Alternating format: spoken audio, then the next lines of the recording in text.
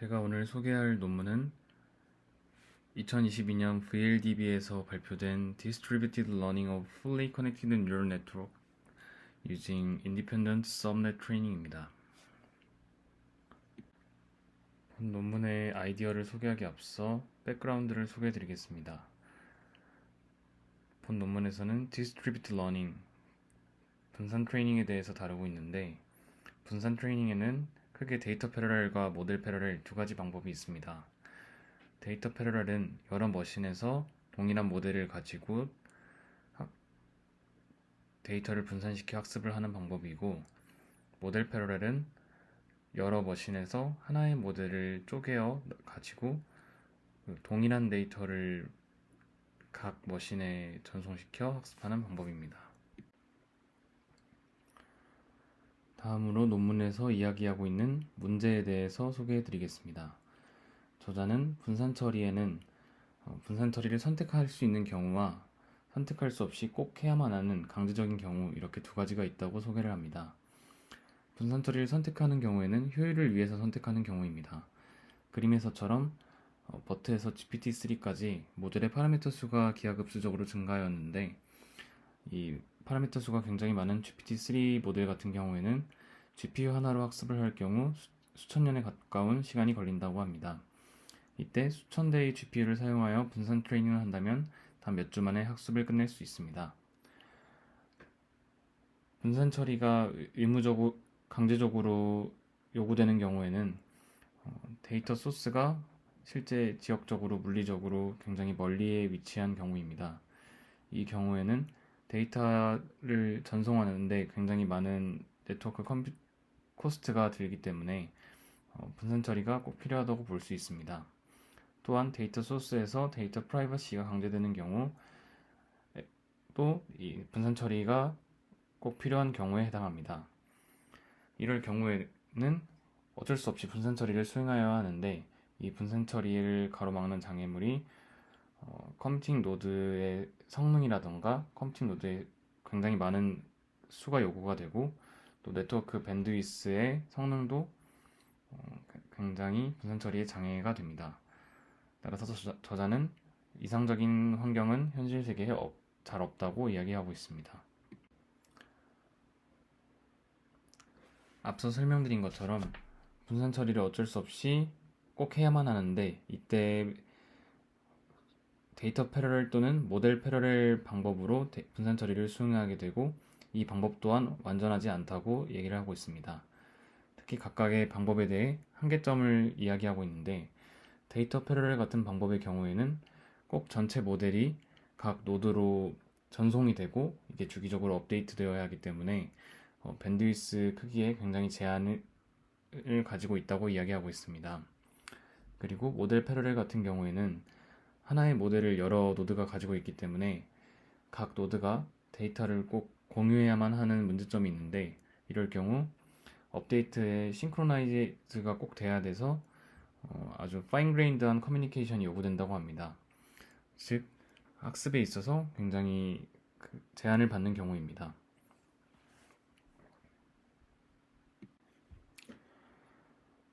따라서 저자는 분산 트레이닝이 어쩔 수 없이 요구되는 상황에서 데이터 패러렐 그리고 모델 패러렐 방법이 명확한 한계점을 가지고 있기 때문에 다음과 같은 인디펜던트 서브넷 트레이닝 방법을 제안합니다. 제안하는 인디펜던트 서브넷 트레이닝은 기존의 딥러닝 모델을 여러 노드에 분산시켜서 학습하고 다시 취합하는 방법입니다. 그림에서 보실 수 있는 것처럼 딥러닝 모델이 있을 때 각각의 인풋 노드와 아웃풋 노드는 분산되지 않고 그 사이에 있는 이 히든 뉴런들만 분산이 되게 됩니다. 이때 최초의 이 완전한 형태의 모델에서 히든 노드에 대해서 샘플링을 통해서 각각의 노드, 분산 노드의 서브넷 형태로 분배를 하게 됩니다. 그리고 이 각각의 분산 노드에 있는 서브넷들이 로컬리하게 학습을 진행을 하고, 이 학습을 마친 각 분산 노드들이 다시 서버에서 어그리게이트 되게 됩니다. 그리고 이렇게 전체적인 프로세스가 하나의 이터레이션이고, 다음 이터레이션 때는 또 다시 분산 노드로 히든 뉴런들을 샘플해서 보내고 로컬 학습을 통해서 각각을 학습한 후 다시 서버에서 어그리게이트 되는 구조입니다.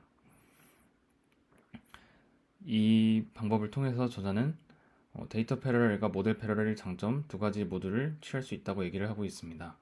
그리고 이 각각의 노드가 서브넷으로 샘플링 되는 모습을 보면은 딥러닝의 드랍아웃 방법과 좀 유사하다고 보실 수 있는데, 실제로 저자는 그 드랍아웃 방법에서 영감을 받았다고 이야기를 하고 있습니다. 그리고 현재 수준에서는 fully connected 레이어에만 적용이 가능하다고 합니다. 실제로 이 방법은 각 분산 노드들이 서브넷만 가지고 있기 때문에 커뮤니케이션 볼륨뿐만 아니라 메모리 사용도 굉장히 감소시킬 수 있다고 주장하고 있습니다. 다음으로 제안하는 방법에 대한 단계별 소개입니다. 먼저 서브넷을 생성하는 constructing 서브넷 단계입니다. 여기서는 제안하는 방법이 fully connected 레이어에 대해 히든 뉴런들에 대해서 각 분산 노드로 서브넷을 생성하게 됩니다. 이때 서브넷은 히든 뉴런들을 랜덤하게 샘플해서 생성을 합니다. 그림에서 보시는 것처럼 각 분산 노드의 수를 n이라고 했을 때 n은 2인 경우 두 개의 분산 노드로 서브넷 1과 서브넷 2를 생성하게 됩니다. 이때 서브넷을 생성하는 규칙은 모든 뉴런들이 이 트레이닝에 포함이 되어야 된다는 규칙이 있고, 두 번째로는 같은 뉴런이 동시에 여러 개의 서브넷으로 파티션 될 수 없다는 규칙이 있습니다. 즉 모든 뉴런이 완전하게 독립적으로 중복되지 않고 그 서브넷을 생성하여야 합니다.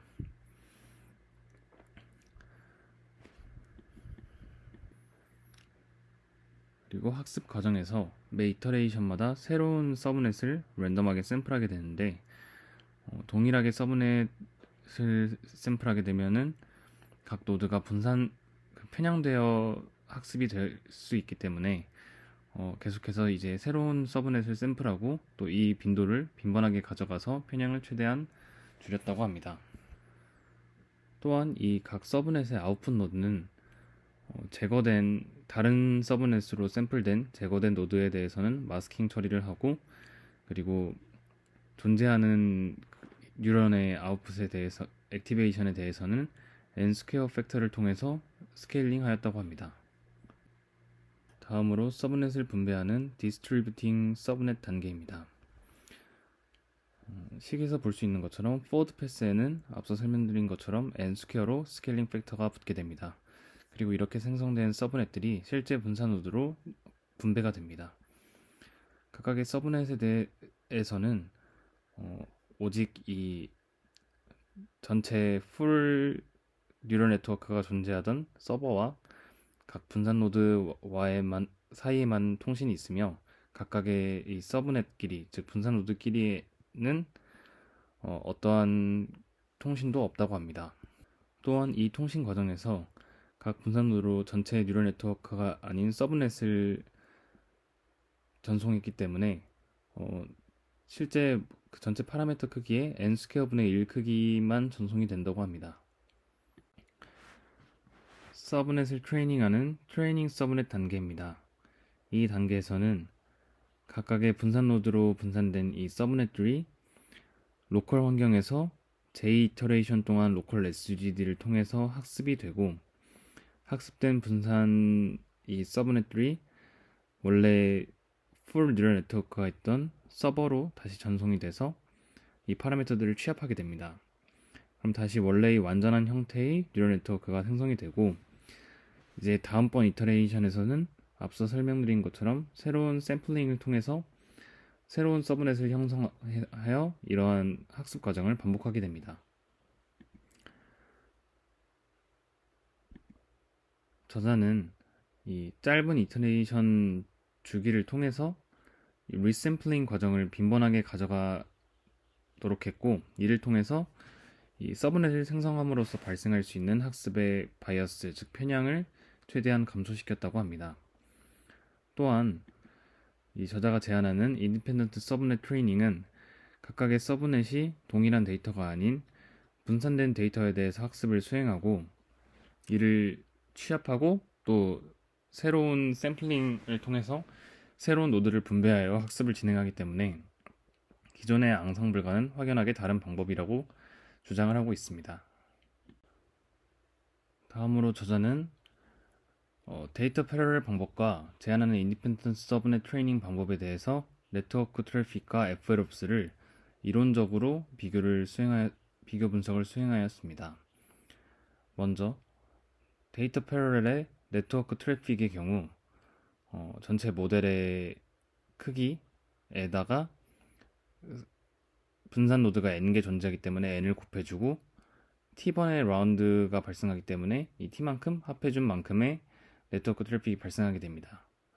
반면 IST 같은 경우에는 먼저 인풋 노드와 아웃풋 노드는 이 분산 트레이닝에 참여하지 않기 때문에 별도로 분리를 하여주고 오른쪽에만 이 전체 모델이 L번의 이 반복만큼 이렇게 합산하게 됩니다. 여기서 이 L번인 이유는 먼저 기존의 데이터 패러렐 방법과 달리 이 IST에서는 모든 라운드에서 네트워크 전송이 발생하는 게 아니고 J번의 로컬 SGD에 대해서는 네트워크 전송이 발생하지 않기 때문에 이 전체를 J로 이렇게 나눠주게 됩니다. 그리고 또한 각각의 분산 노드가 전체 모델을 가지고 있는 게 아닌 오히려 n개로 나눠진 n개의 서브넷으로 나눠지기 때문에 n으로 나눠주게 됩니다. 그래서 데이터 패러렐과 비교했을 때 이렇게 네트워크 트래픽에서 확연한 차이를 가지게 됩니다. 다음으로 FLOPs에서도 데이터 패러렐에 비해서 제한하는 IST는 모델의 크기가 n개의 서브넷으로 인한 n분의 1로 나눠지게 됩니다. 여기서는 단순히 이 계산량뿐만 아니라 차지하는 메모리도 n분의 1로 감소시켰다고 볼 수 있습니다. 다음으로 실험 파트입니다. 저자는 실험에서 세 가지 시나리오를 준비하였는데 첫 번째로는 구글 스피치 커맨드입니다. 여기서는 4096개 뉴런을 가진 투레이어 네트워크 그리고 8192개의 뉴런을 가진 3레이어 네트워크를 준비하였습니다. 이 모델 같은 경우에는 오디오 웨이브폼 데이터로부터 35개의 라벨드된 키워드를 인지하는 태스크를 수행한다고 합니다. 이때 이 웨이브폼 데이터는 4096 디멘셔널 피처 벡터를 가지고 있다고 합니다. 다음으로 이미지 클래시피케이션 태스크는 사이퍼10과 풀 이미지넷 데이터에 대해서 학습을 수행합니다. 이때 사이퍼10 같은 경우에는 레즈넷 18로 학습을 수행하고 풀 이미지넷 같은 경우에는 VGG12 모델을 사용한다고 합니다. 다음으로 아마존 같은 경우에는 인풋 피처 디멘션이 13만 정도 되고 그리고 60만이 넘는 아웃풋 라벨드에 대해서 예측을 생산한다고 합니다. 다음으로 컴퓨팅 환경입니다.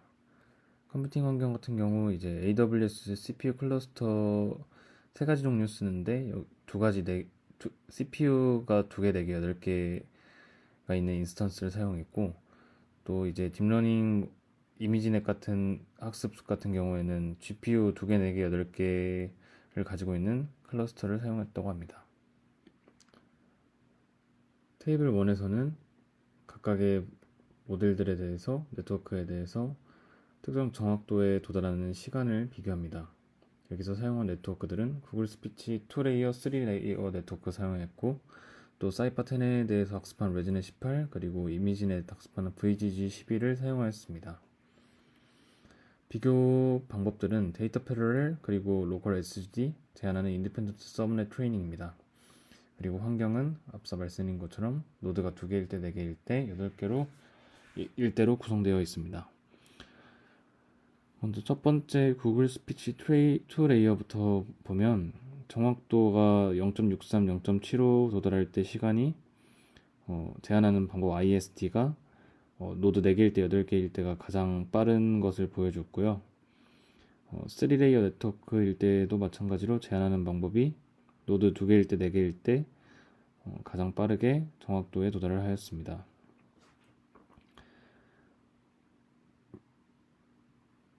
사이퍼10 학습한 이제 레즈넷 18 같은 경우에는 정확도 0.85는 제한하는 방법이 노드 8개일 때 가장 빨랐지만 정확도 0.9는 로컬 SSD에서 가장 빠르게 수렴한 걸 확인할 수 있습니다. Full ImageNet VGG 같은 경우에는 제한하는 방법이 노드 2개일 때가 가장 빠르게 수렴하였습니다. 여기서는 각 네트워크에 대해서 시간에 따른 컨버전스를 보여주고 있습니다. 2레이어 그리고 3레이어 구글 스피치 모델 같은 경우에는 8개 CPU 클러스터로 학습이 되었고 레즈넷 18은 4개의 CPU 클러스터에서 그리고 VGG 12는 8개의 GPU 클러스터에서 학습되었다고 합니다. 로컬 SSD 같은 경우에는 로컬 업데이트 이터레이션을 나타낸다고 합니다. 그리고 IST에 있는 숫자는 마찬가지로 이제 서브넷에서 발생하는 로컬 업데이트 이터레이션을 의미한다고 합니다. 이제 4가지 경우 모두에 제한하는 IST 기반 방법들이 가장 빠르게 수렴하는 걸 확인할 수 있습니다. 테이블 2는 각각의 벤치마크에 대한 최종 정확도를 의미합니다. 여기서 데이터 패러렐, 로컬 SSD, IST 방법에 대해서 구글 스피치 네트워크들 그리고 사이파, 풀 이미지넷에 대한 수렴 정확도를 비교하는데 보시는 것처럼 3가지 방법에 대해서 네트워크에 대해서 IST가 가장 높은 정확도를 보였고 데이터 패러렐이 사이파10 같은 경우에는 가장 높은 정확도를 보였지만 근소한 차이라고 할 수 있을 것 같습니다. 구글 스피치 커맨드에 대한 이 테스트 정확도를 봤을 때 각 노드에 대해서 IST와 앙상블을 비교하고 있습니다. 여기서는 크게 정확도가 더 높다고 보기는 어렵고 유사하거나 좀 낮은 경우도 있는데 본 논문에서는 이 네트워크의 복잡도가 이 모델의 성능에 어느 정도 관여를 한다고 주장하고 있습니다. 그래서 투레이어 같은 경우에는 앙상블보다는 성능이 살짝 떨어지지만 그렇게 유의미한 차이로 떨어지진 않는다고 주장을 하고 이 레이어가 깊어질수록 좀 복잡한 모델이 될수록 제한하는 방법의 효과가 뚜렷하게 드러난다고 이야기하고 있습니다. 다음은 아마존 네트워크에 대한 정확도 비교입니다. 이 경우에는 굉장히 큰 크기의 피처를 사용하였는데 데이터 패러렐 같은 경우에는 모든 노드가 이 네트워크를 가지고 있어야 하기 때문에 실제로 다루는 게 불가능하다는 것을 이렇게 테이블로 보여줬고 IST 같은 경우에는 실제로 다루는 마지막으로 공은입니다. 본 논문에서 제안하는 인디펜던트 서브넷 트레이닝은 모델 패러렐과 데이터 패러렐의 장점을 결합한 아이디어입니다. IST의 특징으로는 각각의 오버래핑 서브넷을 만들어서 분산 노드로 파티셔닝 한다는 특징이 있습니다. 이 특징에 따라서 이 IST는 커뮤니케이션 오버헤드를 줄일 뿐만 아니라 컴퓨테이션 워크로드도 감소시킬 수 있었습니다. 그리고 논문에서는 다양한 실험을 통해서 이 IST가 얼마나 효과적인지를 입증하였습니다. 이상으로 논문 발표 마치겠습니다. 감사합니다.